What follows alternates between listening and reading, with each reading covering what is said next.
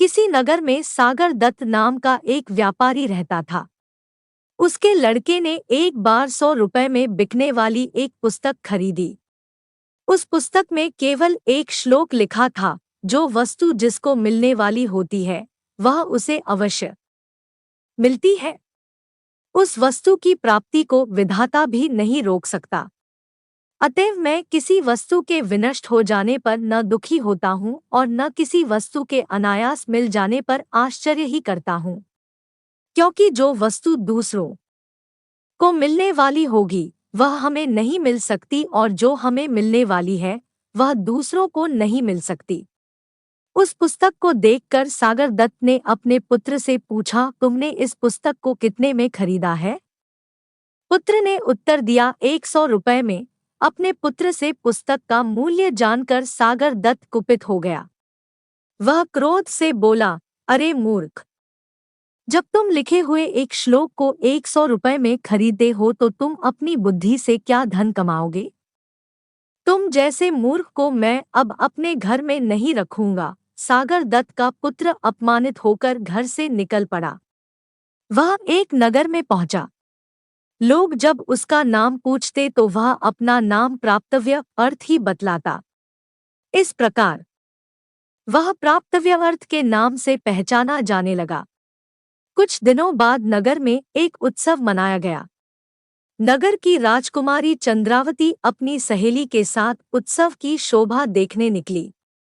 इस प्रकार जब वह नगर का भ्रमण कर रही थी तो किसी देश का राजकुमार उसकी दृष्टि में आ गया। वह उस पर मुग्ध हो गई और अपनी सहेली से बोली, सखी, जिस प्रकार भी हो सके इस राजकुमार से मेरा समागम कराने का प्रयास करो। राजकुमारी की सहेली तत्काल उस राजकुमार के पास पहुंची और उससे बोली, मुझे राजकुमारी चंद्रावती ने आपके पास भेजा है।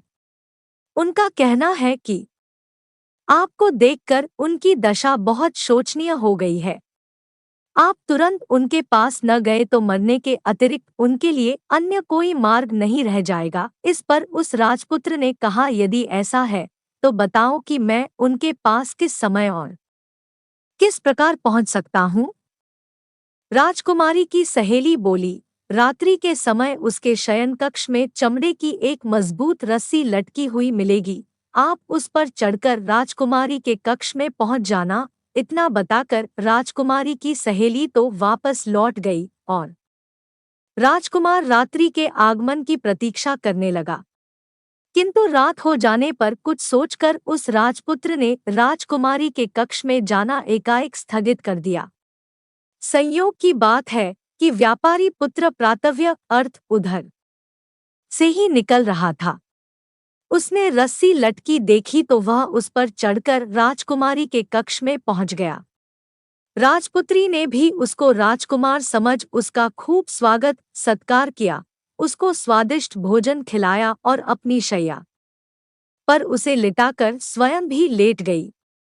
व्यापारी पुत्र के स्पर्श से रोमांचित होकर उस राजकुमारी ने कहा, मैं आपके दर्शन मात्र से ही अनुरक्त होकर आपको अपना हृदय दे बैठी हूँ। अब आपको छोड़कर किसी और को पति रूप में वरण नहीं करूंगी। व्यापारी पुत्र कुछ नहीं बोला, वह शांत पड़ा रहा। इस पर राजकुमारी ने कहा, आप मुझसे बोल क्यों नहीं रहे हैं? क्या बात है?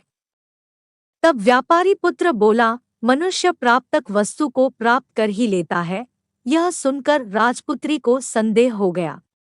उसने तत्काल उसे अपने शयन कक्ष से बाहर भगा दिया।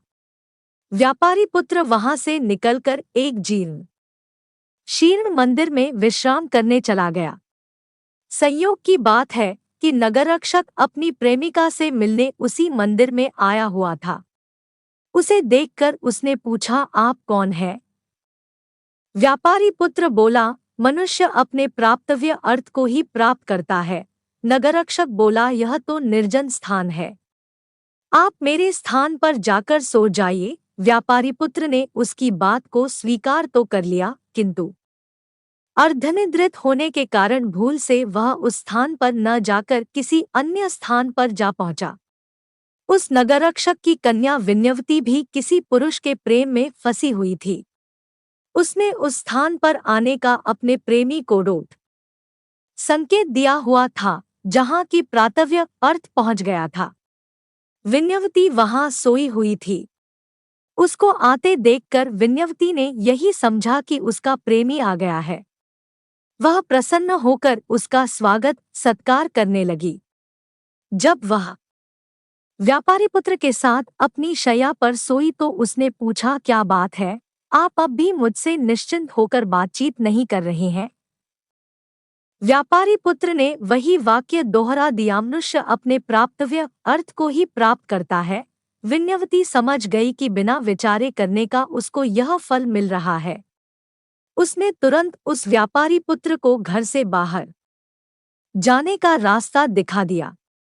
व्यापारी पुत्र एक बार फिर सड़क पर आ गया। तभी उसे सामने से आती एक बारात दिखाई दी। वरकीर्ति नामक वर बड़ी धूमधाम से अपनी बारात लेकर जा रहा था। वह भी उस बारात में शामिल होकर उनके साथ साथ चलने लगा। बारात अपने स्थान पर पहुंची, उसका खूब स्वागत सत्कार हुआ। विवाह का मुहूर्त होने पर सेठ की कन्या सज धजकर विवाह मंडप के समीप आई। उसी क्षण एक मदमस्त हाथी अपने महावत को मारकर भागता हुआ उधर आ पहुंचा। उसे देखकर भय के कारण सभी बाराती वर को लेकर वहां से भाग गए। कन्या पक्ष के लोग भी घबराकर घरों में घुस गए।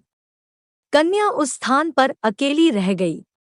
कन्या को भयभीत देखकर प्राप्तव्य अर्थ ने उसे सांत्वना दी, डरो मत, मैं तुम्हारी रक्षा करूंगा। यह कहकर उसने एक हाथ से उस कन्या को संभाला और दूसरे हाथ में एक डंडा लेकर हाथी पर पिल पड़ा। डंडे की चोट से भयभीत होकर वह हाथी सहसा वहां से भाग निकला। हाथी के चले जाने पर वरकीर्ति अपनी बारात के साथ वापस लौटा, किंतु तब तक विवाह का मुहूर्त निकल चुका था। उसने देखा कि उसकी वधू किसी अन्य नौजवान के साथ सटकर खड़ी हुई है और नौजवान ने उसका हाथ थामा हुआ है। यह देखकर उसे क्रोध आ गया और अपने ससुर से बोला, आपने यह उचित नहीं किया। अपनी कन्या का हाथ मेरे हाथ में देने के स्थान पर किसी अन्य के हाथ में दे दिया है। उसकी बात सुनकर सेठ बोला, मुझे स्वयं भी नहीं मालूम कि यह घटना कैसे घटी। हाथी के डर से मैं भी तुम सब लोगों के साथ यहाँ से भाग गया था। अभी अभी वापस लौटा हूँ। सेठ की बेटी बोली, पिताजी, इन्होंने ही मुझे मृत्यु से बचाया है। अब मैं इनको छोड़कर किसी अन्य के साथ विवाह नहीं करूंगी। इस प्रकार विवाद बढ़ गया और रात्रि भी समाप्त हो गई। रात काल वहां भीड़ इकट्ठी हो गई। राजकुमारी भी वहां पहुंच गई थी। विन्यवती ने सुना तो वह भी तमाशा देखने वहां जा पहुंची। स्वयं राजा भी इस विवाद की बात सुनकर वहां चला आया। उसने व्यापारी पुत्र से कहा, युवक, तुम निश्चिंत होकर सारी घटना का विवरण मुझे सुनाओ। व्यापारी पुत्र ने उत्तर में यही कहा, मनुष्य प्राप्तव्य अर्थ को ही प्राप्त करता है। उसकी बात सुनकर राजपुत्री बोली, विधाता भी उसको नहीं रोक सकता। तब विन्यवती कहने लगी, इसलिए मैं विगत बात पर पश्चाताप नहीं करती और मुझको उस पर कोई आश्चर्य नहीं होता। यह सुनकर विवाह मंडप में आई सेठ की कन्या बोली, जो वस्तु मेरी है वह दूसरों की नहीं हो सकती। राजा के लिए यह सब पहेली बन गया था। उसने सब कन्याओं से पृथक पृथक सारी बात सुनी और जब वह आश्वस्त हो गया तो उसने सबको अभयदान दिया। उसने अपनी कन्या को संपूर्ण अलंकारों से युक्त करके 1000 ग्रामों के साथ अत्यंत आदरपूर्वक प्राप्तव्य अर्थ को समर्पित कर दिया। इतना ही नहीं, उसने उसे अपना पुत्र भी मान लिया। इस प्रकार उसने उस व्यापारी पुत्र को युवराज पद पर प्रतिष्ठित कर दिया। नगररक्षक ने भी उसी प्रकार अपनी कन्या विन्यवती उस व्यापारी पुत्र को सौंप दी। तीनों कन्याओं से विवाह कर व्यापारी पुत्र आनंद पूर्वक राजमहल में रहने लगा। बाद में उसने अपने समस्त परिवार को भी वहां बुला लिया। सीख दाने दाने पर लिखा। है खाने वाले का नाम।